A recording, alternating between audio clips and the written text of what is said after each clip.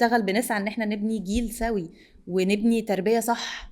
والشباب الصغير يعني انا ولادي جن الفا، لا هم مصدقين قوي ان هم يقدروا يعملوا كتير قوي. ولو انا دخلت قلت لهم لا يا حبايبي الدنيا مش كده، ده الدنيا صعبه جدا، وانت يعني ما تفتكرش يعني ان انت بقى ايه هتبقى ملك زمانك، يعني ده مش هيحصل، هدمره. مع ان في شخص ممكن يقول الكلام ده اوت اوف انه يعني عشان ما يصدقش يحط نفسه الحدود برضو عشان الولد ما يحسش بان هو غير قادر ان هو ينفذ اللي هو عايزه او يوصل لحلمه.